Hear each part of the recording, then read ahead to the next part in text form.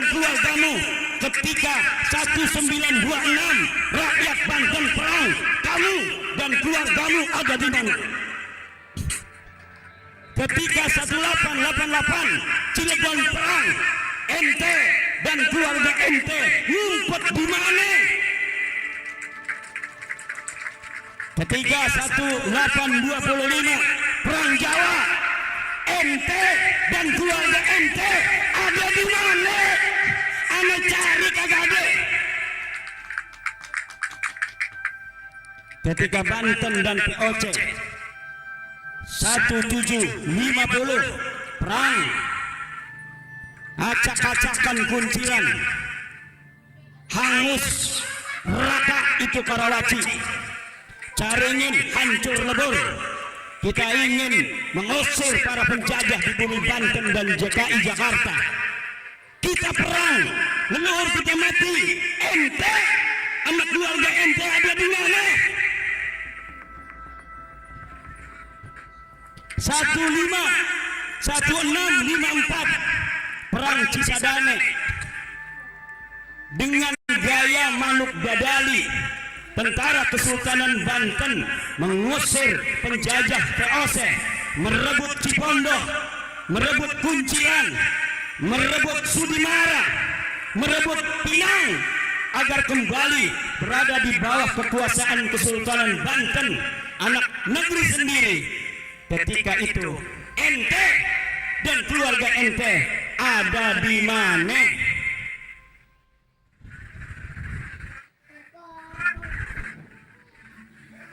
Ketika Sunan Ampel datang ke Banten pengen ngajarin Islam di orang-orang Banten, kemudian Sunan Ampel kagak diterima orang-orang Banten. Kenapa? Karena dia bukan orang Banten. Sunan Gunung Jati ngejar Sunan Ampel, pengen berguru kepada Sunan Ampel di atas gunung apa namanya yang ada di Banten itu, Gunung Santri. Sunan Ampel di Gunung Santri ngajarin santri, orang-orang nggak ada yang mau masuk Islam. Sunan Gunung Jati mendengar Sunan Ampel ada di Banten, dia kejar dari Cirebon. Ternyata Sunan Ampel sudah pulang ke Surabaya. Akhirnya Sunan Gunung Jati kejar ke Surabaya, mondok di Surabaya, lalu belajar agama Sunan Gunung Jati pada Sunan Ampel. Ketika Sunan Ampel dengan susah payah menyebarkan agama Islam di Banten, ente dan keluarga ente ada di mana? Kemudian kata Sunan Gunung Jati, kata Sunan Ampel, wahai Gunung Jati, kalau kamu mau menyebarkan agama Islam di Banten, kamu diterima di Cirebon, wajar, kamu punya ibu orang Cirebon. Tapi kalau kamu ngajarin agama Islam di Banten, gak bakal diterima. Saya pengalaman di Banten gak ada orang berbondong-bondong mau masuk Islam karena yang nyebarin saya bukan orang Banten. Terus gimana? Wahai guru, saya harus nyebarin Islam di Banten. Ente wirid hijib maghrobi, cewek cantik orang Banten, ambil jadikan istri. Akhirnya ada cewek cantik Nyai Kaung Anten diwirid. Bismillahirrahmanirrahim. Akhirnya mau Nyai Kaung Anten menjadi istri daripada Sunan Gunung Jati. Kemudian lahirnya Maulana Hasanuddin Banten, dan akhirnya Maulana Hasanuddin menyebarkan agama Islam diterima. Li'anna lisanahu lisanu Banten wa adatahu adatu Banten wa hum ya'tarifuna bi annahum kahwa bi annahu kahum. Dan hampir seluruh para wali-wali yang ada di Indonesia, min Aceh ila Lampung, wa min Merak ila Banyuwangi, wa min Bali ila NTT, wa min Maluku ila Papua. Ada cara-cara pernikahan yang ditempuh untuk menyebarkan agama Islam. Walaupun tingkat keberhasilan mereka di bumi Indonesia bermacam-macam, tetapi caranya satu, cara tasamuh, toleransi, saling asah, saling asih, menyentuh hati, bukan dengan kekerasan dan perang.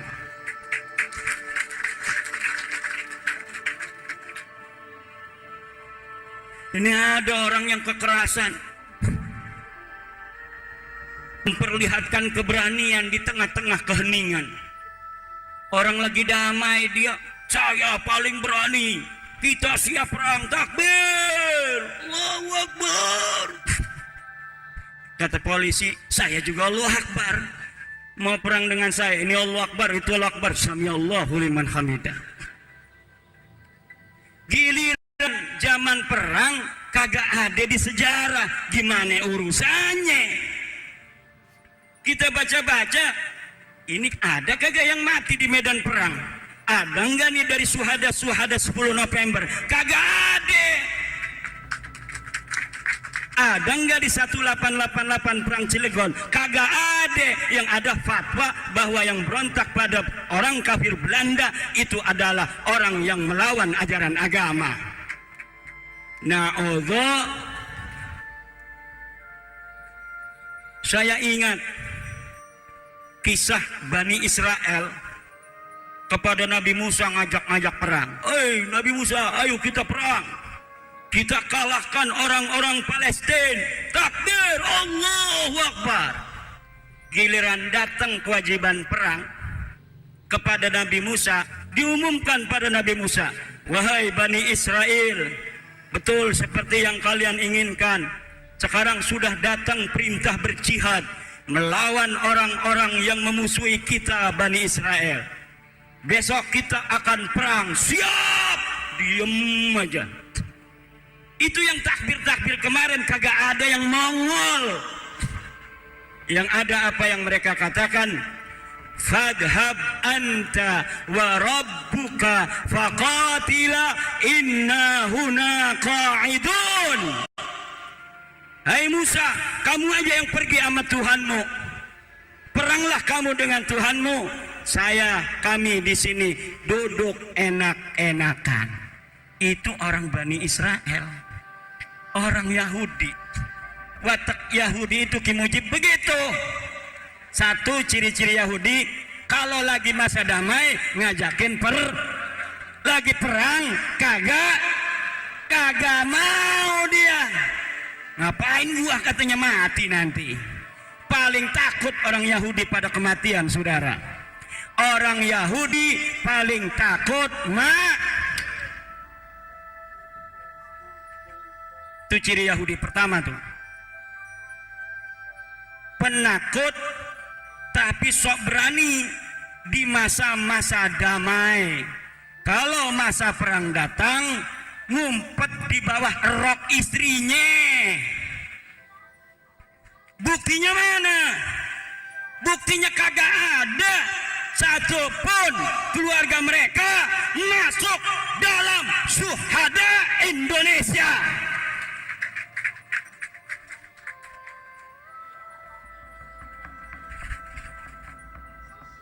Coba yang pura-pura berani itu, yang sok berani, urut dari namamu sampai Ubaidillah, ada enggak yang mati di medan perang? Urut. Jangan bawa-bawa Panglima Hunain Sayyidina Ali, jangan bawa-bawa Panglima Karbala Sayyidina Husain. Mereka adalah cucu Rasulullah. Tapi urut dari Ubaidillah sampai namamu, ada tidak yang mati di medan perang? Saya berani untuk bertaruh, tidak ada di antara nama itu sampai mereka yang mati di medan perang untuk membela agama Allah. Ini ada penyanyi dari Solo, reinkarnasi ini.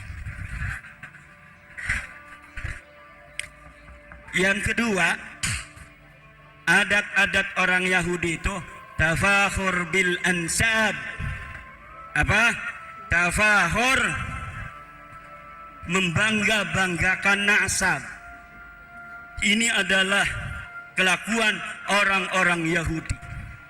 Mereka menganggap dirinya asy-sya'bul mukhtar, suku bangsa yang terpilih. Innana dhi'ab wa ghairuna qati'un minal ghanam. Kami adalah serigala, selain kami kambing saja. Bukan kambing, seiris daging kambing. Makanya mereka tidak mau orang Yahudi menikahkan anak-anak perempuan mereka dengan laki-laki yang bukan Yahudi. Ini ciri-ciri ketiga Yahudi. Tidak akan menikahkan anak perempuan mereka orang Yahudi itu kepada laki-laki yang bukan Yahudi. Ciri-ciri selanjutnya Yahudi apa? Ciri-ciri selanjutnya Yahudi, orang Yahudi kalau manggil orang bukan Yahudi ada panggilan khusus. Orang Yahudi disebut jamaah Yahudi, bukan Yahudi disebut ummi. Makanya Rasulullah disebut an-nabiyul ummi, nabi yang bukan Yahudi. Bab apa ini? Bab tajawuz. Allah katakan seperti yang dikatakan orang Yahudi, menghina orang Yahudi, bahwa yang aku pilih sebagai nabi terakhir adalah an-nabiyul ummi, nabi yang bukan Yahudi.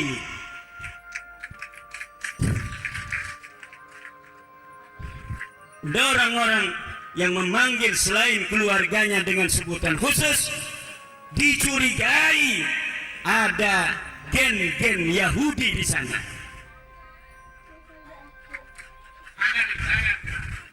Setuju nggak Kiao? Siap? Panglima Dakil kagak berani.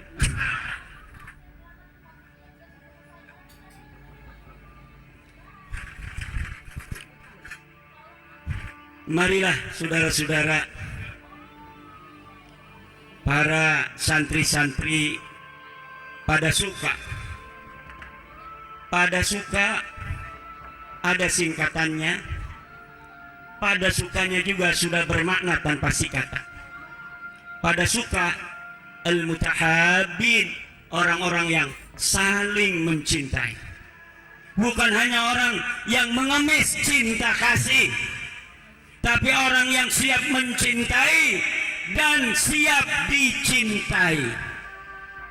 Kalau bangsa Indonesia dari Islamnya, dari Kristennya, dari Budanya, dari Hindunya, dari Konghucunya, sama-sama saling menghargai antar sesama bangsa Indonesia, dari suku-sukunya, orang Jawa, orang Sunda, orang Dayak, orang Sasak, orang Madura, orang Aceh, orang Minang, orang Maluku, orang Kalimantan, orang Papua, orang NTT, orang NTB, orang Bali, semuanya saling menghargai kita dalam berindonesia.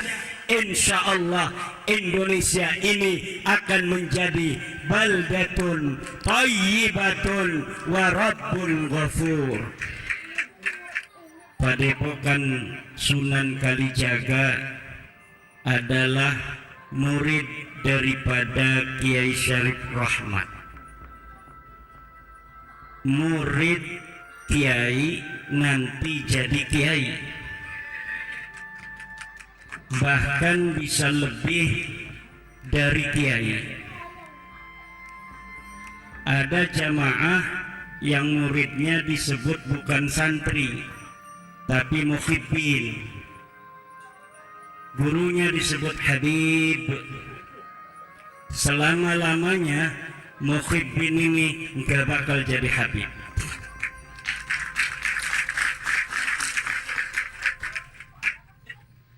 Biasanya kalau ada santri, gurunya mendengar santrinya jadi kiai, gurunya senang dan bahagia, betul. Tapi kalau ada Habib punya murid muhibbin, dia dengar muhibbinnya sekarang udah jadi Habib, kira-kira senang apa enggak dia? Itu bisa dipersekusi, saudara, betul enggak? Makanya Rasulullah memanggil murid-muridnya ashab. Imam Syafi'i memanggil murid-muridnya ashab.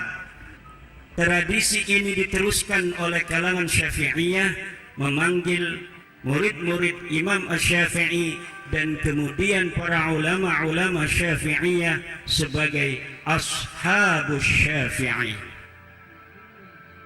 Karena seorang ashab, seorang murid akan ditaikkan derajatnya, bisa sampai gurunya, bahkan bisa lebih daripada gurunya.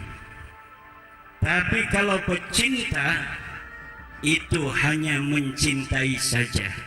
Rumus para pecinta adalah rela menderita demi yang dicintainya.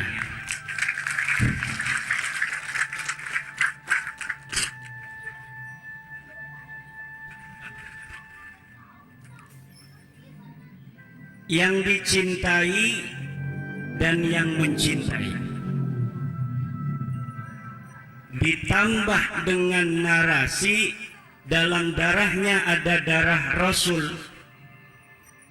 Sudah mencintai ini adalah pembutaan, kemudian di dalamnya ada darah Rasul, makin membutakan. Artinya belum apa-apa dia sudah warning. Awas kalau ada kesalahan yang muncul dari diriku, jangan sampai engkau luntur cintamu padaku. Engkau boleh membenci maksiatnya, tapi engkau tidak boleh membenci orang yang bermaksiatnya ini, karena di dalam darahku ada darah Rasulullah Muhammad sallallahu alaihi wasallam. Ajaran ini bukan ajaran Islam. Ajaran Islam sebagaimana yang diajarkan oleh Al-Hasan Ibnul Hasan radhiyallahu anhu, in ata'na Allah fa ahibbuna wa in asayna Allah fa abghiduna. Kalau kami keturunan Rasulullah ini taat kepada Allah, maka cintai kami. Kalau kami bermaksiat kepada Allah, maka bencilah kami. Ini ajaran daripada keturunan asli Rasulullah pakai sod, yang sudah lulus tes baik secara kitab-kitab nasab, mungkin juga pada waktu itu sudah lulus DNA. Bahkan di dalam ajaran Al-Quran, orang-orang yang menisbatkan dirinya kepada Rasulullah, apabila dia berbuat maksiat, maka maksiatnya itu yudha'af lahal azabu di'fain, akan ditikelkan, akan dilipatkan kesalahannya itu, dianggap akan diberikan 2 kali siksa. Kalau orang-orang yang tidak ada kaitan dengan Rasulullah bermaksiat 1, maka dia akan mendapatkan dosa 1. Kalau orang-orang yang menisbatkan diri kepada Rasulullah bermaksiat, maka dosanya 2. Sunan Kalijaga yang kita cintai adalah merupakan salah seorang daripada Wali Songo.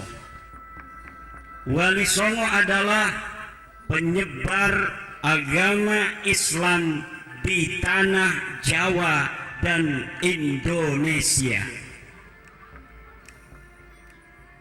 Kenapa Anda tepuk tangannya ragu-ragu?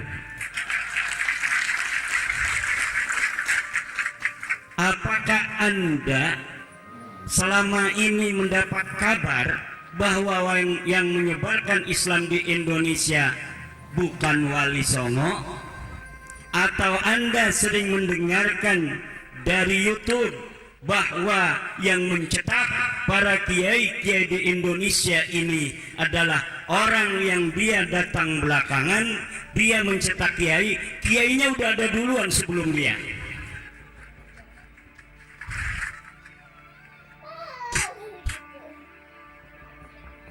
Yang menyebarkan agama Islam di Indonesia ini Wali Songo. Yang mencetak kiai-kiai di Indonesia ini Wali Songo, sanadan muttasilan minna ilaihim radhiyallahu ta'ala anhum. Saya contoh, ini ada enggak kesambungan daripada silsilah ilmu kepada Wali Songo? Saya belajar pada Syekh Astari Cakung. Beliau belajar kepada Syekh Ishaq Cakung. Beliau belajar kepada Syekh Rafi'uddin Cakung. Beliau belajar kepada Syekh Alim. Beliau belajar kepada Syekh Abdullah. Beliau belajar kepada Syekh Ibrahim. Beliau belajar kepada Syekh Hasan Al-Basri. Beliau belajar kepada Syekh Mahmud. Beliau belajar kepada Tubagus Saleh. Beliau belajar kepada Sultan Abdul Mafakhir Mahmud Abdul Qadir. Beliau belajar kepada Syekh Rana Manggala. Beliau belajar kepada Maulana Yusuf. Beliau belajar kepada Sultan Hasanuddin. Beliau belajar kepada Sunan Gunung Jati Syarif Hidayatullah. Beliau belajar kepada Sunan Ampel radhiyallahu ta'ala anhum.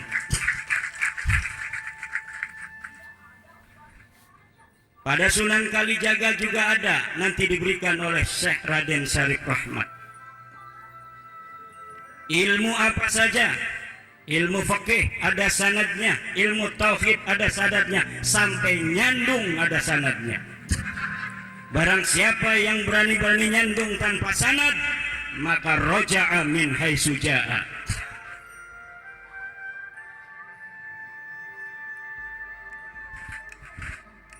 Ibu bapak hadirin ma'asyiral muslimin rahimakumullah.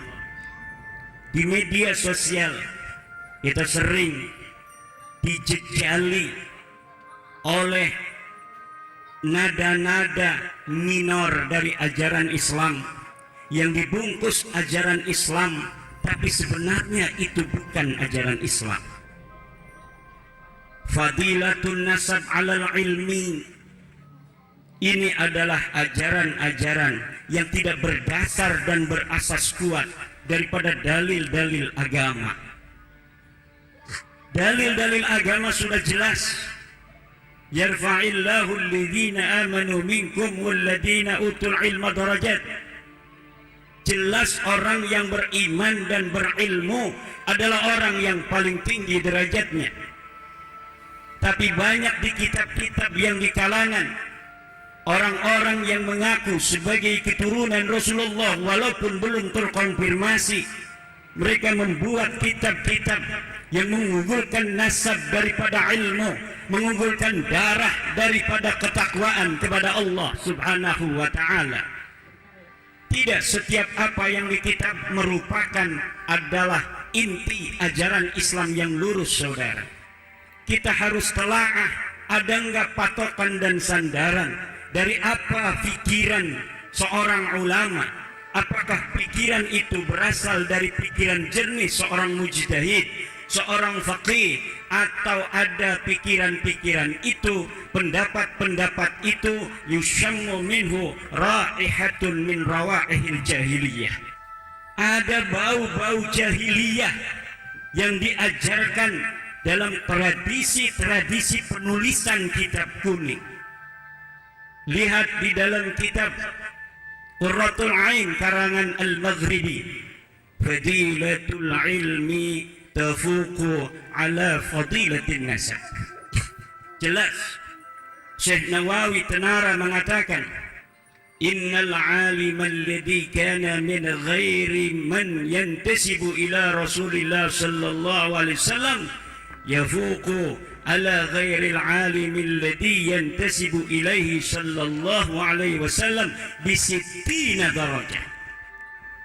Orang alim yang bukan keturunan Rasul itu lebih tinggi derajatnya daripada orang yang bodoh yang dia bernasab kepada Rasulullah Muhammad sallallahu alaihi wasallam. Hampir seluruh ulama-ulama berpendapat hal yang sama, bahwa syaraful ilmi yafuqu ala syarafin nasab. Yang aneh orang yang gak punya nasab bela-bela narasi bahwa nasab lebih utama daripada ilmu. Aneh. Prestasi sama dengan ilmu, amal sama dengan prestasi. Agama Islam adalah agama prestasi. Agama Islam adalah agama ilmu. Agama Islam adalah agama takwa. Siapa orang yang paling bertakwa, dia orang yang paling mulia. Ajaran Islam, ajaran Al-Quran, inna akramakum indallahi atqakum. Jelas. Dan setiap narasi yang berbeda dengan Al-Quran ini ditolak mentah-mentah. Nasab, Al-Quran telah mengatakan fala ansaba, tidak ada nasab di hari kiamat yang akan bermanfaat. Setiap ada dalil-dalil di bawahnya yang bertentangan dengan itu, patut diduga bahwa dalil-dalil itu adalah dhaif.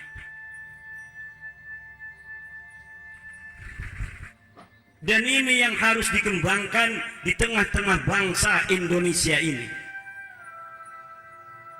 Bangsa yang telah kita sepakati bersama untuk kita hidup dari suku Sunda, Betawi, Jawa, Sasak, Batak, Madura, Kalimantan, yang pakai Dayak itu namanya, Papua, semuanya kita saudara.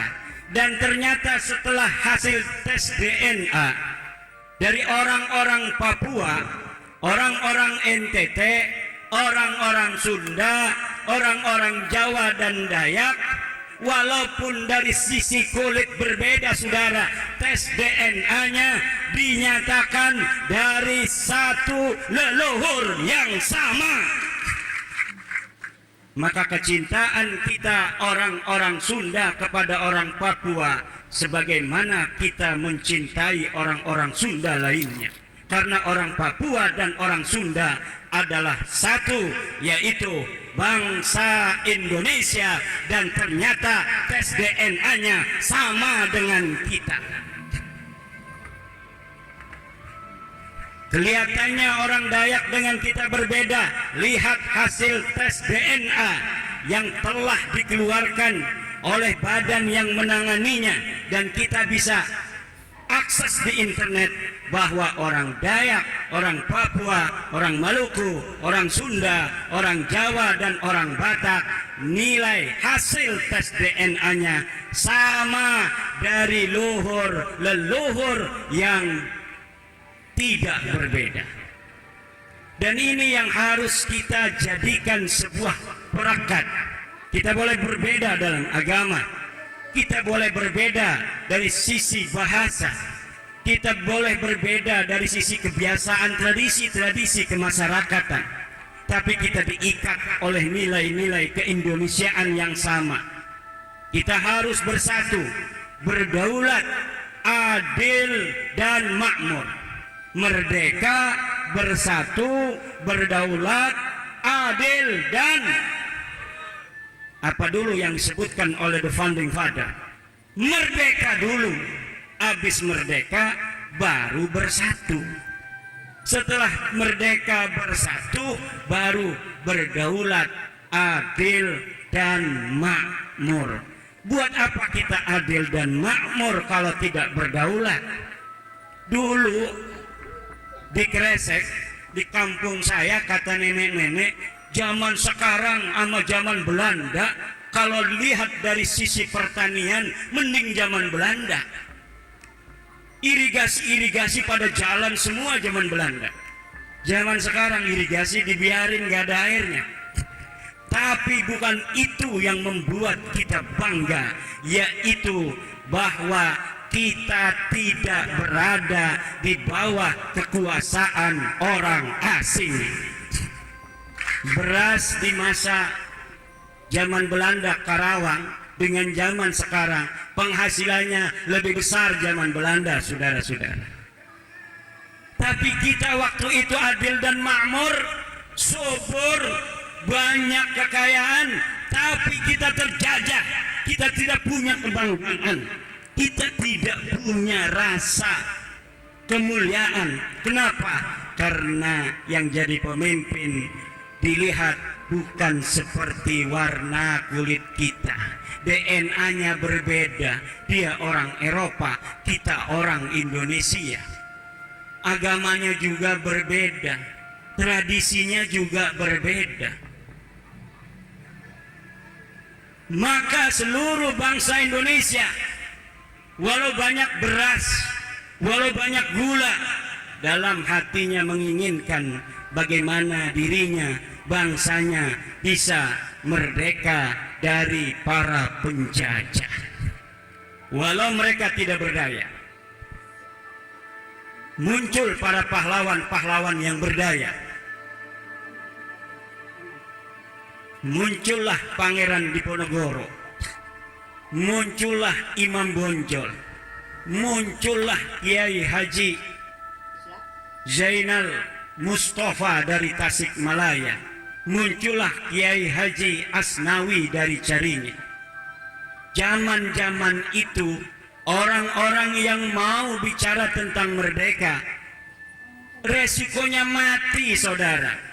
Maka keberanian itu sebenarnya bisa ditunjukkan dalam keadaan-keadaan seperti itu. Pemberani yang sejati adalah orang-orang yang berani pada masa-masa perang. Pemberani itu dia yang megangin pedang di tengah medan perang, bukan dia yang megangin mic di atas mobil komando pada masa damai.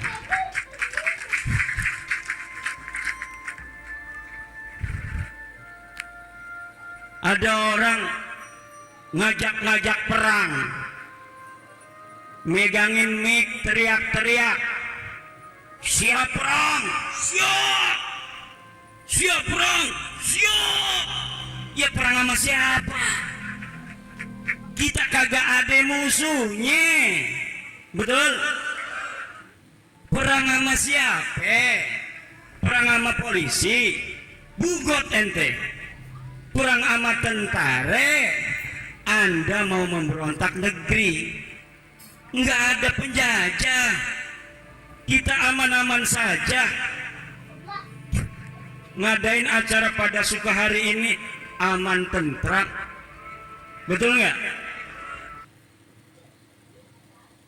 Investor kripto itu kebutuhannya beda-beda, tapi pintu menjawab semua